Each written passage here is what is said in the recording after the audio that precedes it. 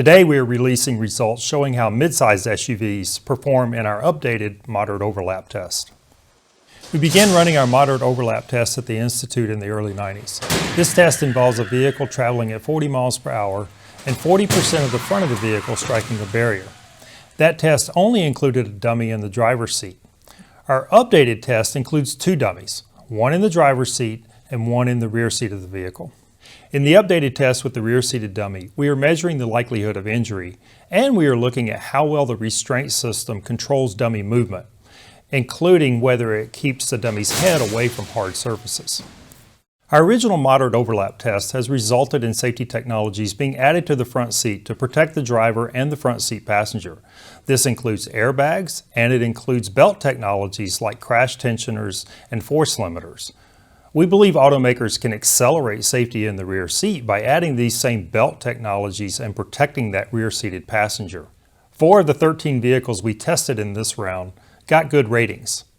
These vehicles include the Ford Explorer, the Ford Mustang Mach-E, the Tesla Model Y, and the Subaru Ascent. Our marginal rated vehicles in this round of testing include the Chevrolet Traverse, the Volkswagen Atlas, and the Toyota Highlander. All 3 of these vehicles showed an elevated risk of injury to the rear-seated crash dummy. Of the 13 vehicles we tested in this round, 6 of them had poor ratings. These vehicles include the Honda Pilot, the Hyundai Palisade, the Jeep Grand Cherokee, the Jeep Wrangler, the Nissan Murano, and the Mazda CX-9. All of them had high or significant injury risk to one or more body regions.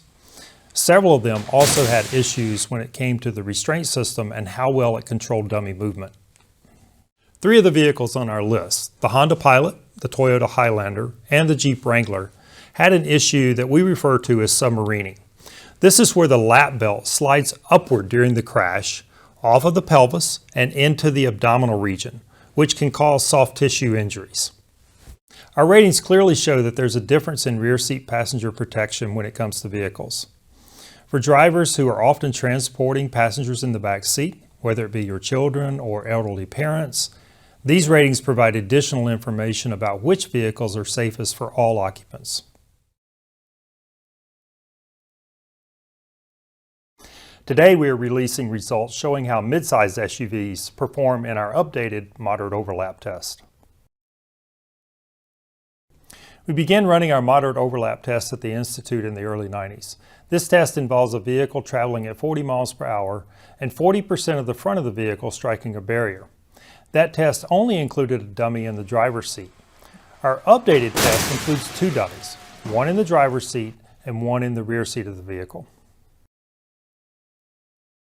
Our original moderate overlap test has resulted in safety technologies being added to the front seat to protect the driver and the front seat passenger. This includes airbags, and it includes belt technologies like crash tensioners and force limiters. We believe automakers can accelerate safety in the rear seat by adding these same belt technologies and protecting that rear-seated passenger.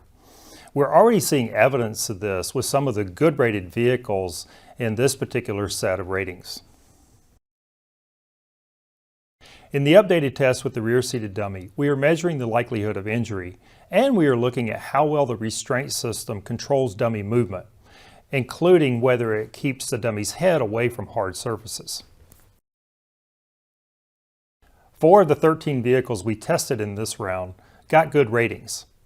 These vehicles include the Ford Explorer, the Ford Mustang Mach-E, the Tesla Model Y, and the Subaru Ascent. Our marginal rated vehicles in this round of testing include the Chevrolet Traverse, the Volkswagen Atlas, and the Toyota Highlander. All 3 of these vehicles showed an elevated risk of injury to the rear-seated crash dummy. We also saw issues with regards to restraint systems and dummy movement in the Volkswagen Atlas and the Toyota Highlander. Of the 13 vehicles we tested in this round, 6 of them had poor ratings. These vehicles include the Honda Pilot, the Hyundai Palisade, the Jeep Grand Cherokee, the Jeep Wrangler, the Nissan Murano, and the Mazda CX-9. All 6 of our poor-rated vehicles had multiple issues for the rear-seated dummy that resulted in rating downgrades. All of them had significant injury risk to one or more body regions. Several of them also had issues when it came to the restraint system and how well it controlled dummy movement. 3 of the vehicles on our list, the Honda Pilot, the Toyota Highlander, and the Jeep Wrangler, had an issue that we refer to as submarining.